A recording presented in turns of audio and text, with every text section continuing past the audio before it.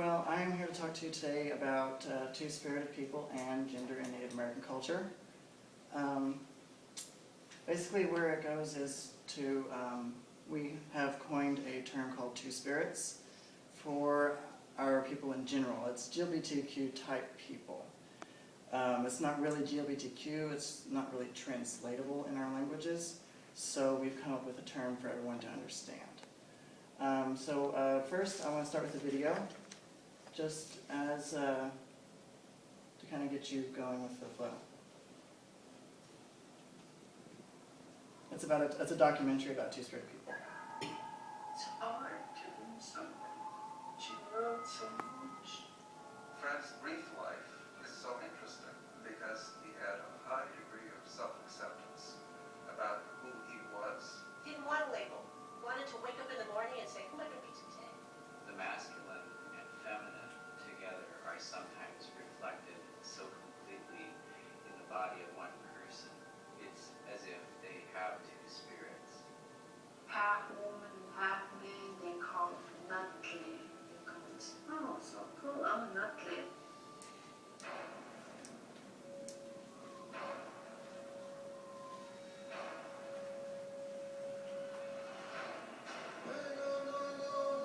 It was so horrible, tragic to me to think this beautiful kid reduced to this. Fred was poor, person of color, lives in a remote area. You do the math.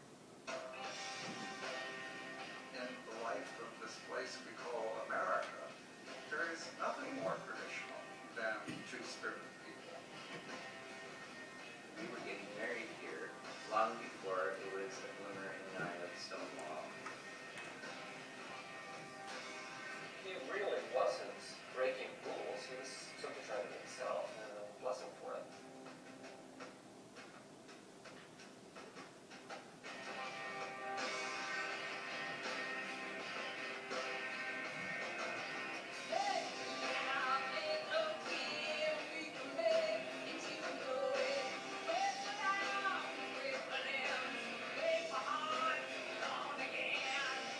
The place where two discriminations meet is a dangerous place to live.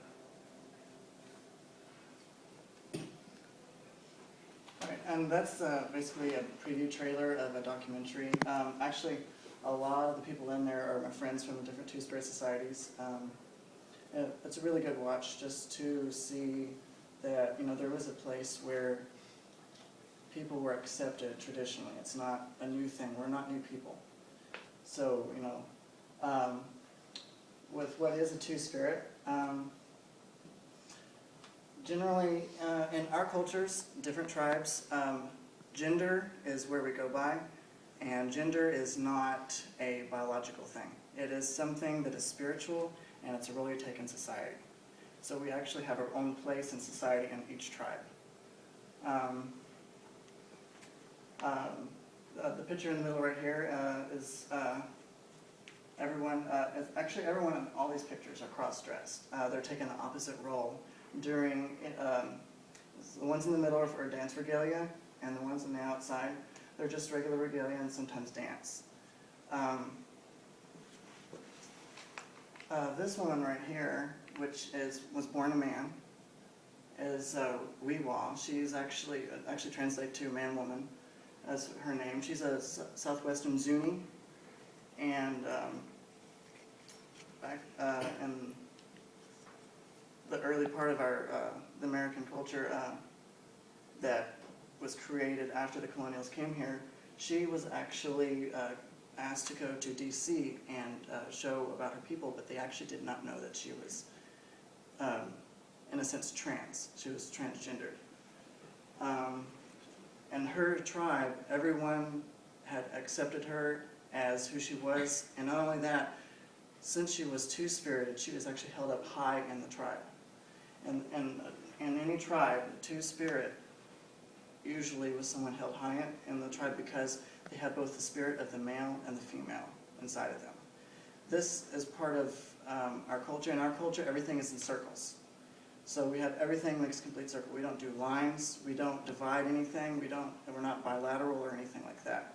So when you have a two-spirited person within your tribe, that means your tribe has a blessing of the full circle of life. You have both male and female. And so basically that's where we're leading into what is a two-spirit. If we want to go to the next slide. And it's basically, as what it says, it is, it's a collective umbrella, mostly so that everyone can understand more easily.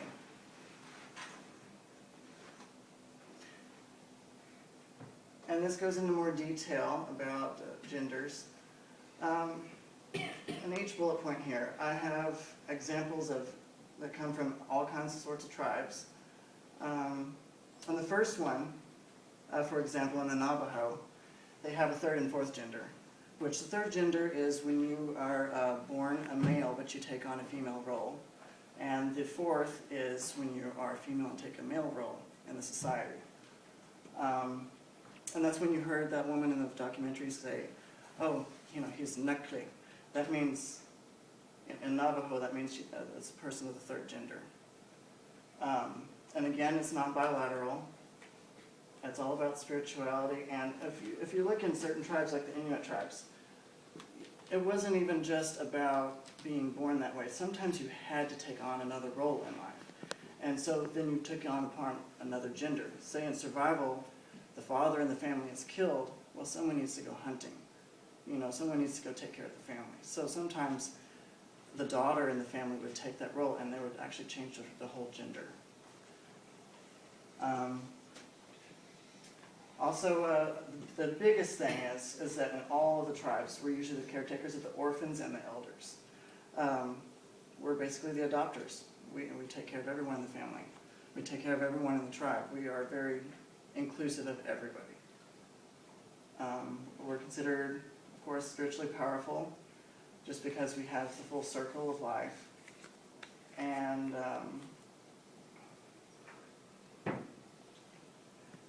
and also going to the point with some tribes, on that time, sometimes you can just, like with the Cherokee, which is most of my blood, you can actually be any gender you want at any time.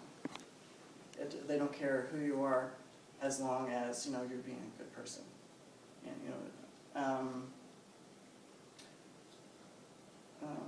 that's basically it. Let's go to the next slide.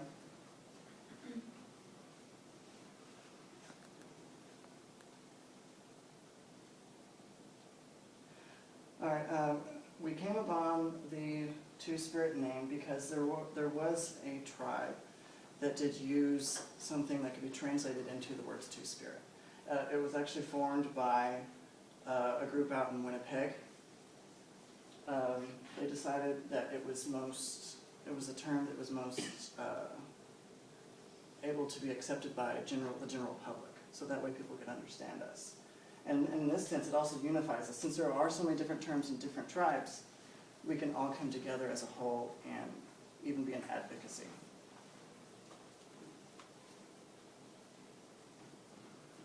I'm just going through a little bit of two-spirit history right here. Prior to the colonial times, we've been accepted for thousands of years. And I wanted to show you a picture that was actually taken of us in the 1800s. This was I think it was the Crow Nation, and they're actually honoring a two-spirit right here in the picture. They're doing a dance in honor of the two-spirit.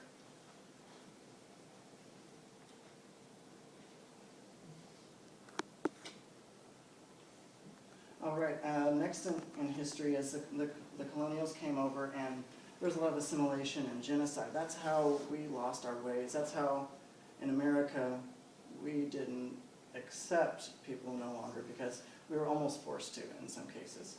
Some tribes, they still did it underground, or they did it because they were separated from the whole. They were on their own little cubby hole in America. This lady right here, I wanted to point out, Oshtish. The reason I have the picture here is because she is a two-spirit who is also a chief in her tribe. And her name Osh just means one who finds them and kills them, which is very interesting because she is a warrior. So that's probably where she got her name at. And in this is her wife actually, and the reason I have her up there is because she actually had to endure a lot of the assimilation. There were people who came in from the BIA and such organizations, which is the Bureau of Indian Affairs. They came in to assimilate these people, and they actually wanted her to dress like a man because she was taking a man's role. They actually cut her hair, and which is also very, very against forcing someone to do in our culture. You don't even ask anyone about why they cut their hair or what. It's a very personal choice. And here, this is just, I know it's kind of gruesome, but it's just to reiterate of why we lost our ways and why we're wanting to come back. We're wanting to bring our culture back. This is actually at Wounded Knee. It kind of looks like the Holocaust in Europe, which actually happened before Europe. So it's also a reminder that, you know, this is why we need to keep our traditions. This is why we need to bring back our culture, because if not, we're just not going to be able to unite and survive. I'll go to the next slide. This is just a little timeline of Two-Spirit societies.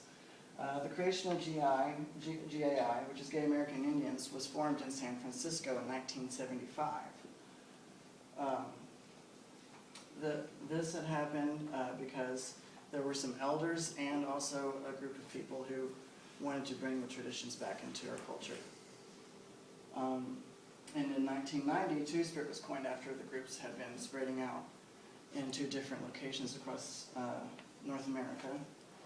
And now we have an ever-growing number of societies. We have societies almost all over North America, mostly United States and Canada.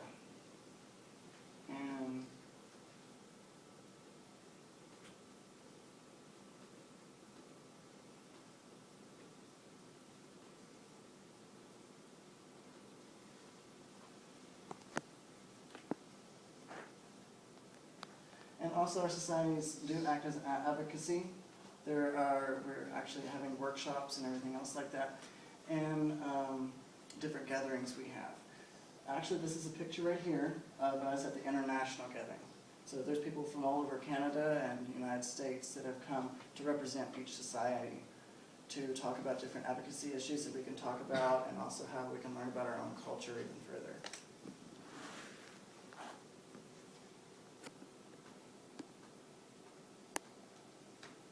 These are the different active locations just to show you how we're growing, and we are not, you know, so hidden in the world. We're actually becoming, we're actually growing in numbers, and this is something that if you're Native American, or if you just feel like you want to support that Native American, being a two-spirited person is traditional, and if you are from one of these areas, you're more than happy to contact me. I can tell you how to get into society, or to help out with that, or just to learn about the culture, even if you just want to learn. And I think that's it.